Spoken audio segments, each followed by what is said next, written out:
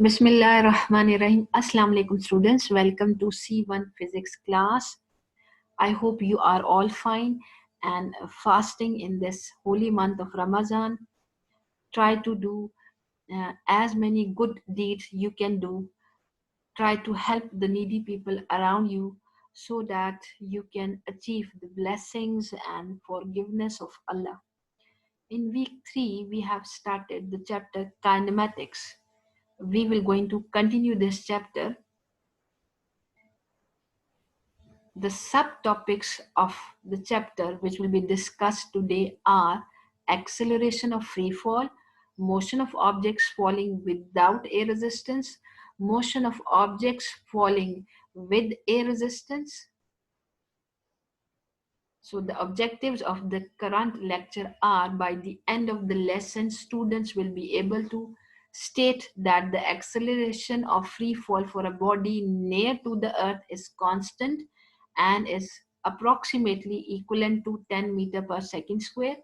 Describe the motion of bodies with constant weight falling with and without air resistance, including reference to terminal velocity. Before starting the first topic, acceleration of free fall, we need to understand what is air resistance. It is the force of friction exerted by the air on the moving body. It always acts in a direction opposite to the direction of the moving body. If the body is moving in downward direction, it will going to act in the upward direction. If the speed of the body increases, the air resistance also increases. If the surface area of the body or the size of the object increases, air resistance also increases. For example, if parachute opens, when the parachute opens, the surface area of the parachute increases. So air resistance also increases. If the density of the air increases, air resistance also increases. More density of air means more number of air molecules in the atmosphere. So more number of molecules, they will going to exert more air resistance on a moving body. Now we have to discuss acceleration of free fall. Suppose that if you throw a ball in the upward direction, you must have observed that the ball moves in the upward direction. It reaches a certain maximum height. After reaching the maximum height, it comes down back to the earth, back to the ground. Why it comes back to the ground? Why every falling body comes back to the earth, to the ground? The reason is that there is force of gravity acting on each and every object on the earth, due to which the body finally comes back to the earth. So we're going to discuss what happens in the absence of air resistance if there is no air resistance. All bodies falling freely under the force of gravity, they will going to fall with constant acceleration. That is, their speed will going to increase uniformly, equally in equal interval of time. So if the speed or velocity increases equally in equal interval of time, then acceleration will be uniform, right? And that uniform acceleration is given a new name, and that name is acceleration of free fall. So acceleration is replaced by the letter G in the presence of force of gravity, and its value varies slightly over the earth, but it is constant in each place. Near the surface of earth, its value is 9.8 meter per second square. When we were doing, when we will do numericals, we're going to replace 9.8 by 10 meter per second square. That will going to make the calculations more easier. Now, acceleration of free fall, it is a vector quantity. If it is a vector quantity, it has a direction. And if it has opposite direction, the value of g will be also negative. Opposite direction is given a negative sign. So if a body is moving vertically upward, it is said to be moving against the force of gravity. Then acceleration of free fall is given a negative value, a negative sign with the value, and the value becomes minus 10 meter per second square. But if a body is falling in the downward direction, then it is falling in the under the action of force of gravity in the direction of force of gravity. Therefore, it is given positive sign and the value become positive 10 meter per second square. So if a body is falling down in the presence of force of gravity, it is said to be falling down with uniform acceleration, with constant acceleration, and that constant acceleration is called acceleration of free fall. Therefore, small a acceleration is replaced by small g, which is acceleration of free fall. Its value near the surface of Earth is constant and its value is equivalent to 10 meter per second square. It is a vector quantity, so it can have positive value as well as negative value. Acceleration of free fall is positive when body is moving in the downward direction. And if the body is moving in the upward direction, that is, it has been thrown vertically upward, then acceleration of free fall is given negative sign and its value become minus 10 meter per second square. Next, we have to discuss the motion of a body thrown vertically upward. So what is observed that whenever we throw something in the upward direction, we throw it with certain initial speed. For example, that initial speed is 15 meter per second. So when it is thrown upward, it start to move in the upward direction. Its speed start to decrease from 15 meter per second. On reaching the maximum height, the speed becomes zero. That is, for a moment, the body comes to rest, right? And then the speed become zero. After that, due to force of gravity, it starts to fall in the downward direction. So when it is coming down, then what happens? The starting speed, the initial speed is zero, and its speed start to increase equally in equal interval of time, and before hitting the ground it also become 15 meter per second, right? So what happens over here? During the downward motion, the speed start to increase from 15 and it increases equally in equal intervals of time. On reaching the maximum height, the speed becomes zero. Then the body starts to fall in the downward direction. When it is falling downward, the speed start to increase from zero value to maximum value. Next, we have to see what is the shape of speed time graph and what is the shape of velocity time graph for a motion of a body which has been thrown vertically upward. So the graph can be divided into two portions. Since the velocity is increasing equally in equal interval of time, or it is decreasing equally in equal interval of time, the shape of the graph will be straight line. The graphs will going to consist of straight line but not curve, right?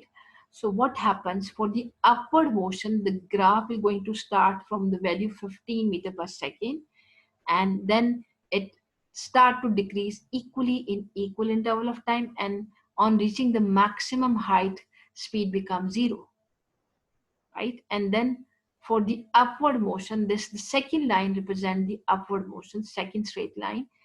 This represent that the speed, initial speed is zero, and then the speed start to increase equally in equal interval of time, right? And then it becomes 15 meter per second when time is 3 seconds. Now come velocity time graph. Over here, you will going to have the second line below the x-axis, because for downward motion, velocities will be given negative sign. The values of the velocity for the upward motion will be positive. The values of the velocity for the downward motion will be negative. Therefore, we are getting a line below the x-axis. Velocity is a vector quantity. For opposite direction, velocity is given negative sign, right? Okay, if you are asked to tell what is the time taken by the body to reach the maximum height, what you have to observe from the graph? Basically, you have to observe from the graph at, at which point on the x-axis the straight line is cutting. So the straight line is cutting the x-axis at a time interval of 1.5 seconds. So 1.5 seconds is the time taken by the ball to reach the maximum height. So we're going to recap the topic. In physics, any change in velocity is acceleration. So over here, velocity, the speed is changing. During the upward motion, the speed is decreasing equally in equal interval of time, and during the downward motion, the speed is decreasing equally in equal interval of time. So there is a change in velocity, therefore the body is said to be accelerating. This means that an object moving at constant speed but changing direction, if the direction is changing, again the body is accelerating. But in present case, what is happening, that the value of speed is either increasing or decreasing. So if speed is increasing or decreasing, there is change in velocity, and change in velocity means that the body is accelerating. Speed time and velocity time graphs both give information about the motion of the object that is accelerating. The graphs below both represent the motion of the ball after it has been thrown vertically upward with an initial speed of 15 meters per second. The speed time graph showed that the speed decreases to zero as the ball reaches the maximum height. During the upward motion, the speed start to decrease from 15 and it becomes zero when it reaches the maximum height. Then the ball start to, or the body start to move in downward direction. So when it is moving in downward direction, the speed start to increase equally from 0 to 15 meter per second. Velocity time graph also showed that the change in the direction of the ball is taking place. The first line, which is above the straight line, which is above the x-axis, it is showing that the body is moving in upward direction. And the line which is below the x-axis, it is showing that the body is now moving in downward direction. Now, in each case, the gradient of the graph is equivalent to acceleration. Gradient of the straight line graph, of speed time graph or velocity time graph, is always equivalent to acceleration. So, when we calculate the acceleration for the upward motion, its value will be negative. And when we calculate the acceleration for the downward motion, it will be positive. So, acceleration is equivalent to the gradient, and the formula of gradient is change in velocity over time. Since we are discussing the upward motion, for upward motion, acceleration is replaced by g. G is acceleration of free fall because the body moves upward or downward under the force of gravity. Therefore, acceleration is replaced by acceleration of free fall. And the formula for acceleration is change in velocity over time, final velocity minus initial velocity divided by time. So we have final velocity over here is 0, and when time is 1.5 second, and initial velocity, starting velocity is 15 when time is 0. So change in velocity becomes 0 minus 15, and change in time becomes 1.5 second minus 0. Final answer becomes 10 minus 10 meter per second square. So value of g is automatically, it is coming negative for upward motion, and it is equal to minus 10 meter per second square. For downward motion, again, the value of g will be equivalent to the gradient of this second line, and automatically the value will be positive and it will be equivalent to 10 meter per second square. So applying the formula of acceleration, acceleration is change in velocity over time, final velocity minus initial velocity divided by time. Final velocity over here is 1.5. It is 15 meter per second when time interval is 1.5 second, 3 second, and the initial velocity is 0 when time is 1.5 second. So final velocity is 15 and initial velocity is 0. When velocity is 15, time interval is 3 second. When velocity is 0, time interval is 1.5 second. So change in velocity becomes 15, change in time becomes 1.5, divided them, answer is positive 10 meter per second square. Now we can also calculate the distance traveled by the body during the upward motion, and that will be equivalent to the maximum height attained by the body during the upward motion. So how to calculate the distance traveled? from speed time graph or velocity time graph. So distance travel from the speed time graph or velocity time graph can be calculated by calculating the area under the graph. So the area under this first line is equal to area of triangle. Distance travel, the shape of the graph below this blue line is equivalent to triangle. So distance traveled by the body during the upward motion will be equivalent to area of this triangle. Distance is equivalent to area of triangle. Formula for the area of triangle is half into base into height.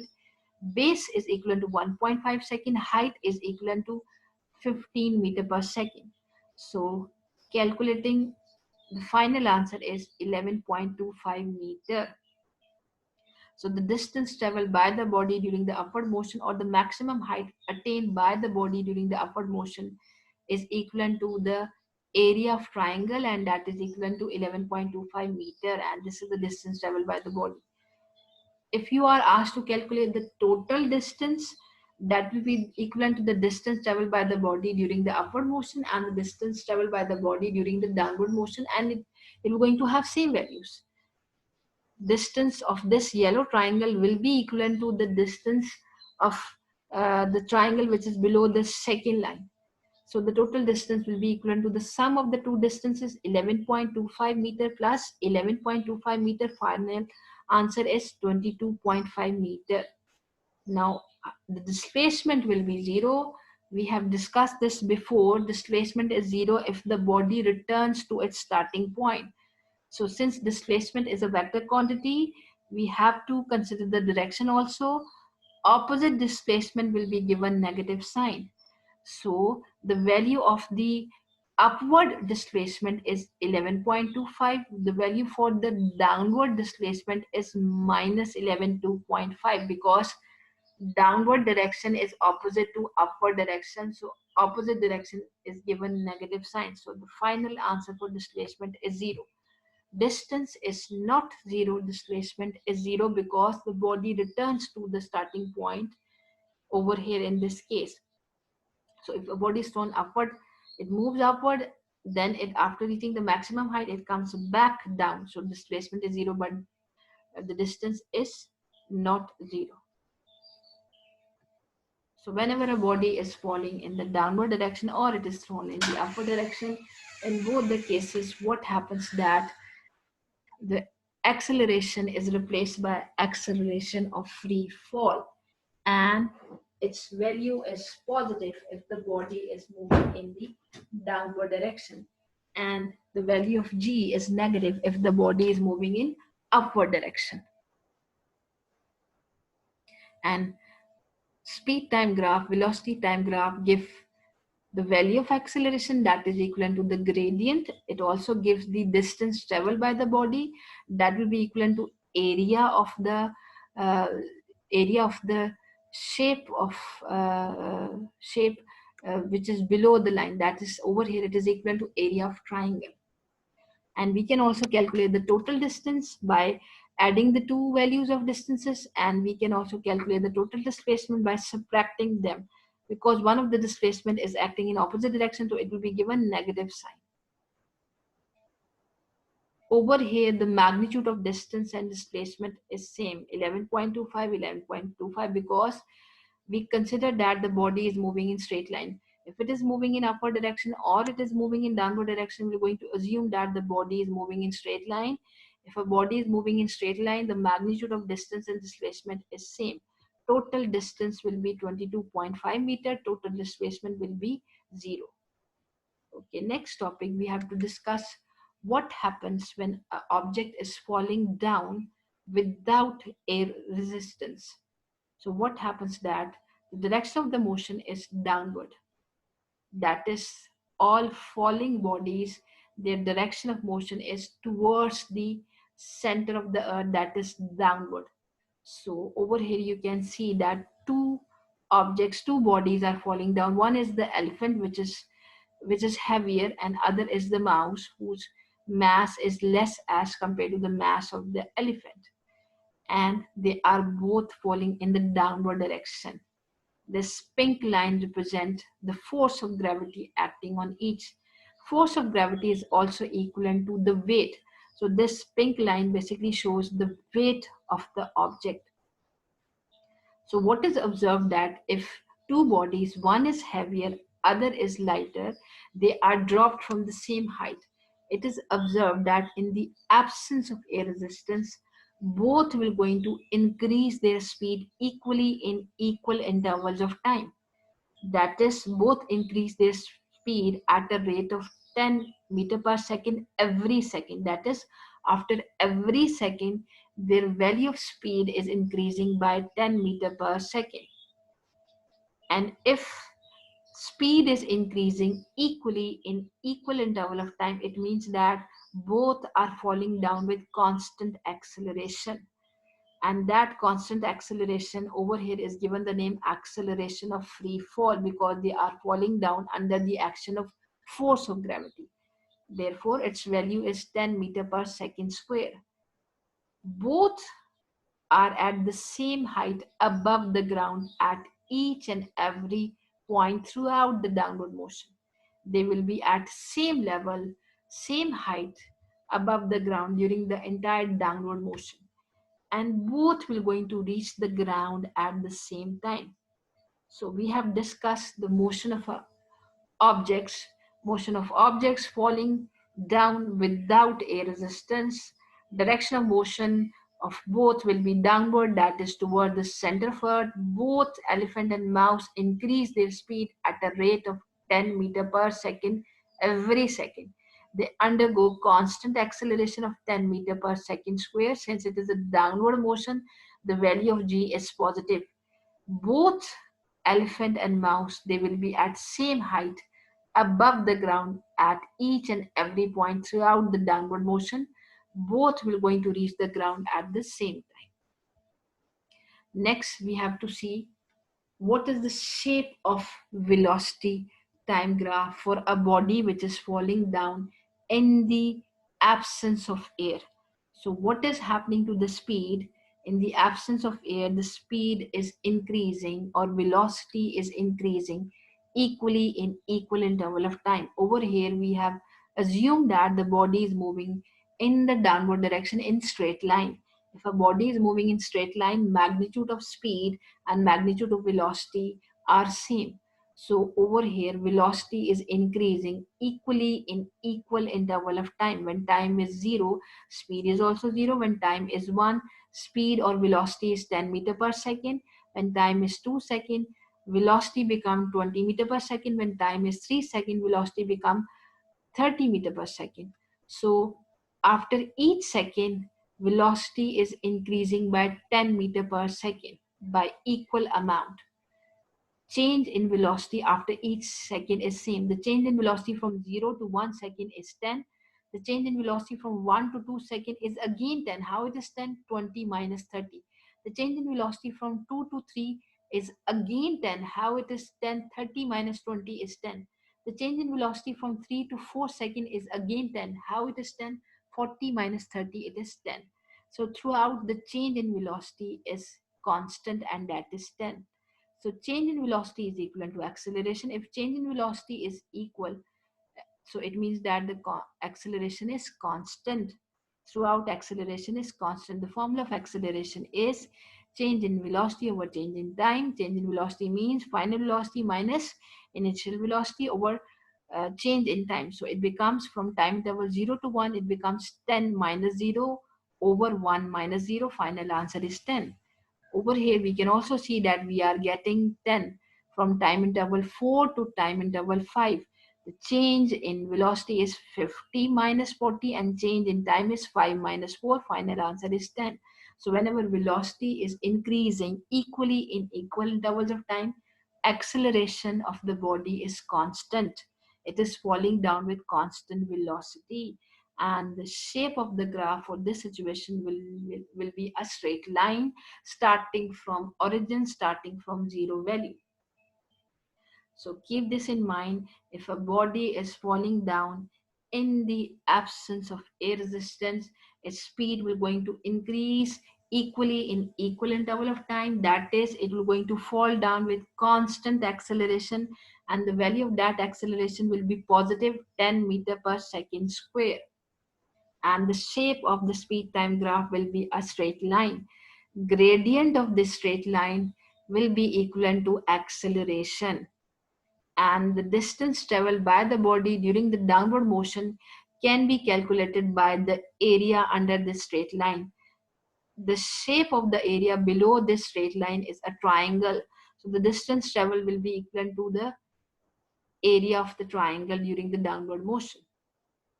Next topic, we have to discuss the motion of objects falling downward in the presence of air resistance. So before this, we have to discuss what is air resistance. Again, we're going to do the recap. It is the force of friction exerted by air on the moving body. It always opposes the motion of the moving body. It always acts in a direction opposite to the motion of the moving body. Over here, we will going to discuss that the body is moving in downward direction. So air resistance will going to act in the upward direction, and air resistance increases as the speed of the object increases. Air resistance increases as the surface area or the size of the object increases. Air resistance increases as the density of the air increases. So now what happens to the value of velocity in the presence of air resistance? Before that, what was happening to the values of velocity in the absence of air resistance? The velocity was increasing equally in equal interval of time. Over here, the velocity will going to increase non-uniformly, and then it become constant. In the presence of air resistance, it become constant. So when time is 0, suppose the velocity is 0. When time is 1, suppose the velocity is 9.8 meter per second. When time is 2 second, velocity is 15.48 meter per second. When time is 3 second, velocity is 17.04 second. So you can see that velocity is increasing, but non-uniformly. Increase in velocity is not constant, it is not uniform. Increase in velocity from 0 to 9.8 is 9.8. Increase in velocity from 9.8 to 15.48 is 5.68. Increase in velocity from 15.48 to 17.48 is 1.56. So what is happening to the acceleration? It is also decreasing.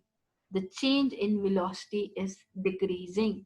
Velocity is increasing, but change in velocity is decreasing. Therefore, acceleration is also decreasing. After time interval 3 seconds in the presence of air, now the body start to fall with constant velocity.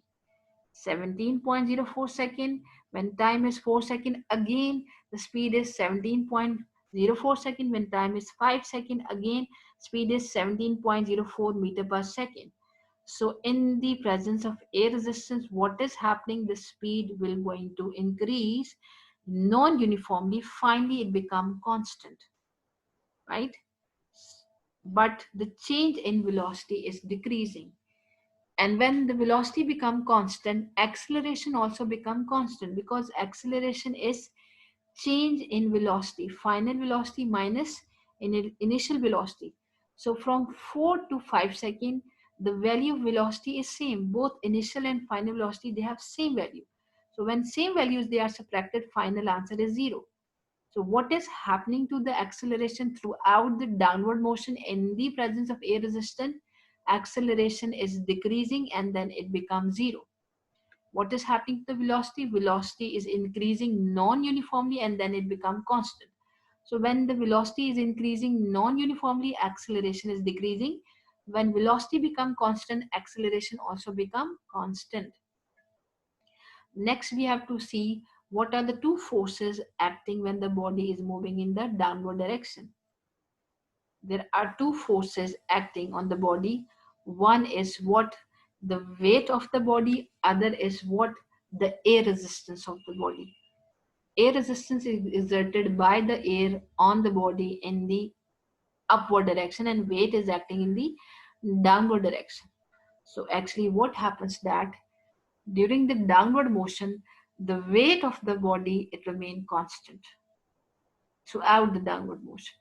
But what happens to the air resistance? At the start, the air resistance is zero, and as the body starts to fall in the downward direction, the speed of the body increases, therefore air resistance also increases. It's also start to increase. So air resistance start to increase. Finally, when velocity become constant, air resistance become equivalent to weight. As soon as the air resistance become equivalent to weight, the body start to fall with constant velocity, and that constant velocity is said to be the terminal velocity, right? So when the body is falling with constant velocity, acceleration is zero. If acceleration is zero, the resultant force is also zero. So when a body is moving in the downward direction, there are two forces acting on it in the presence of air resistance. One is the weight of the body acting in the downward direction, other is the air resistance acting in the upward direction. The value of the weight throughout the downward motion remain constant, but the value of air resistance increases. At the start, air resistance is smaller as compared to the weight. So as the body starts to fall, its speed start to increase from zero. So as the speed increases, the value of air resistance also increases. And when air resistance become equivalent to weight, then the body start to fall with constant velocity, and that constant velocity is said to be the terminal velocity. And when the body reaches the terminal velocity, acceleration become zero, resultant force also become zero.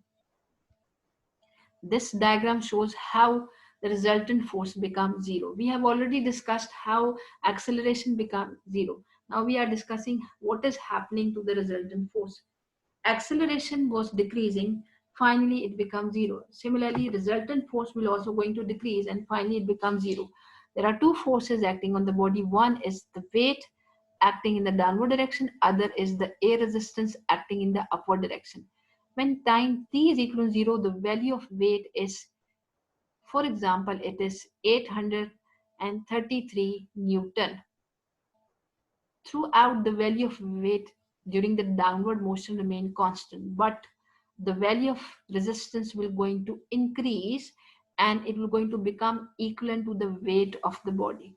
So when time t is 0 second, weight, that is when the body is dropped, the weight of the body is 833 and resistance is 0. When time becomes 1 second, the speed start to increase. When speed increases, resistance also start to increase. It becomes, for example, 350 Newton. Now, what is the total resultant force? How to find the resultant force? What we do, we add the forces. There are two forces over here, weight and air resistance. One of them will be given negative sign because they are acting in opposite direction. Weight is acting in downward direction, air resistance is acting in the upward direction. So over here, upward direction is given the negative sign, resistance is given negative sign. So when time t is equal to 0, resultant force is 833. How it is 833? W minus R, weight minus a resistance. Weight is 833 and resistance is 0. So at time t is equal to 0, weight is 833, resistance is 0, but the total force, the resultant force is 833. Resultant force always act in the direction of greater force. Over here, the value of the greater force is the weight. The weight is acting in downward direction, therefore resultant force is also acting in the downward direction. Now when time is 1 second, the speed increases, air resistance also increases, it becomes 350 Newton. So now what is the resultant force? The value of resultant force will be W minus R. 833 minus 350, answer will be 483. When time is 2 seconds, the speed further increases, therefore air resistance also further increases, it becomes 700. Now what is the resultant force now? Resultant force is equal to W minus R, weight minus air resistance. 833 minus 700, answer become 133. So observe that value of resultant force is decreasing. acceleration also decreases, value of resultant force also decreases. Now, when the air resistance become equivalent to the weight of the body, in that case, the resultant force becomes zero and the body start to fall with constant velocity. If the body is moving with constant velocity, uniform velocity, acceleration becomes zero. When acceleration becomes zero, resultant force also becomes zero. Resultant force is equal to weight minus air resistance. Both now have the same values. So when two same values are subtracted, answer is zero. So when time is 4 seconds, again the body is falling with constant speed. So air resistance will be equivalent to the weight and the resultant force will be zero. Acceleration will be also zero. So what is happening to the resultant force? The value of resultant force is decreasing, and as soon as the air resistance become equivalent to the weight, the resultant force becomes zero. Similarly, what was happening to the velocity? Velocity was increasing non-uniformly and then it became constant. As velocity was non-uniform, acceleration was decreasing. When velocity became constant, acceleration also became zero. And when the body start to move with constant velocity, as soon as the air resistance become equivalent to the weight, the body start to fall with constant velocity. That constant velocity is said to be the terminal velocity. So as the acceleration is decreasing, resultant force is also decreasing. When air resistance become equivalent to the weight, the body start to fall with constant velocity, that is the terminal velocity, and then both acceleration and resultant force, they become zero. Next, we have to do the recap. Before doing the recap, we have to see what is the shape of speed time graph or velocity time graph for a body which is moving downward in the presence of air resistance. So what was happening to the values of velocity? Velocity was increasing non-uniformly. So graph over here, we're going to start from zero, but it will not be a straight line. It will be a curve, right? And this curve shows that acceleration is decreasing. And then as soon as the air resistance become equivalent to the weight, then what happens? Velocity become constant. This constant velocity is said to be the terminal velocity, right? So what is happening to the velocity? Velocity during the downward motion in the presence of air resistance, velocity increasing. It is increasing non-uniformly and then it become constant. So what is happening to the acceleration and to the resultant force? Acceleration is decreasing. This curve shows that acceleration is decreasing and resultant force is also decreasing because air resistance is increasing. Throughout the downward motion, weight remains same constant. This horizontal line means that velocity is constant, therefore acceleration is zero and resultant force is also zero.